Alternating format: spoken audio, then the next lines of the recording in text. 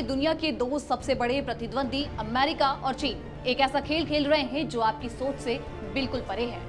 जहां एक तरफ ट्रंप की वापसी के बाद अमेरिका चीन पर भारी टैक्स लगा रहा है, तो वहीं दूसरी ओर अमेरिका की अपनी ही धरती पर हजारों चीनी पायलटों को लड़ाका बनने की ट्रेनिंग दी जा रही है। और ये कोई सुनी सुनाई बात नहीं है। मशहूर अमेरिकी खोजी लेखक पीटर श्वाइजर ने अपनी एक नई किताब द इनविजिबल कूप में एक ऐसा खुलासा किया है जो सबको हैरान कर रहा है, जिसने व्हाइट हाउस से लेकर पेंटागन तक में हड़कंप मचा के रख दिया है।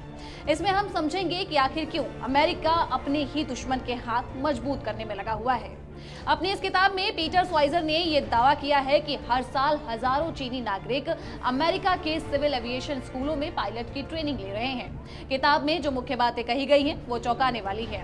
बता दें कि कैलिफोर्निया और एरिजोना जैसे राज्यों में मौजूदा फ्लाइंग स्कूल्स चीनी पायलटों के सबसे बड़े ट्रेनिंग हब बन गए हैं। ये छात्र सामान्य सिविलियन वीजा पर आते हैं, जिससे कि सुरक्षा एजेंसियों का ध्यान जो है इन पर बहुत कम जाता है।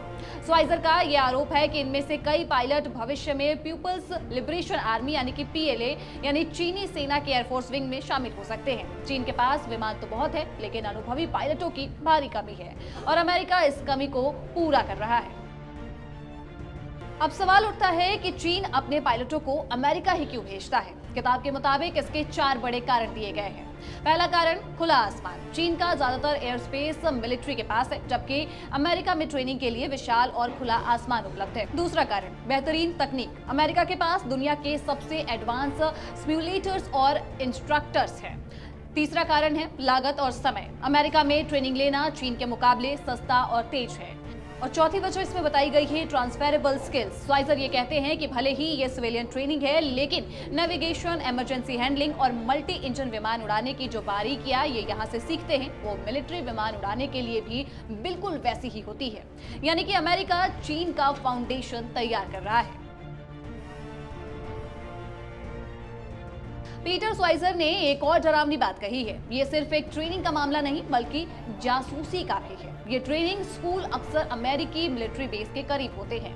श्वाइजर की किताब में लिखा गया है कि ट्रेनिंग के दौरान ये चीनी छात्र संवेदनशील इलाकों के ऊपर से उड़ान भरते हैं। किताब का ये तर्क है कि अमेरिका की निगरानी प्रणाली पूरी तरीके से एक्सपोज हो गई है। हम ये तो चेक करते हैं कि छात्र का कोई आपराधिक रिकॉर्ड नहीं है, लेकिन हम ये ट्रैक नहीं करते कि यहाँ से सीख कर जाने के बाद से वो अपने स्किल्स का इस्तेमाल चीन की सेना के लिए कैसे कर रहा है।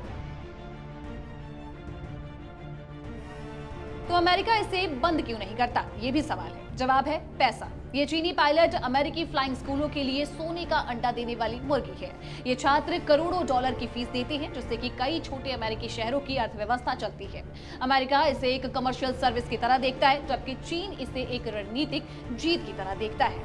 द इनविजिबल कूप किताब हमें आगाह करती है कि भविष्य के युद्ध सिर्फ सरहदों पर नहीं बल्कि दुश्मन के ही क्लासरूम में जीते जा रहे हैं। भारत के लिए भी ये चिंता का विषय है, क्योंकि चीन की मजबूत होती एयरफोर्स का सीधा असर हमारी एलएसी पर पड़ता है।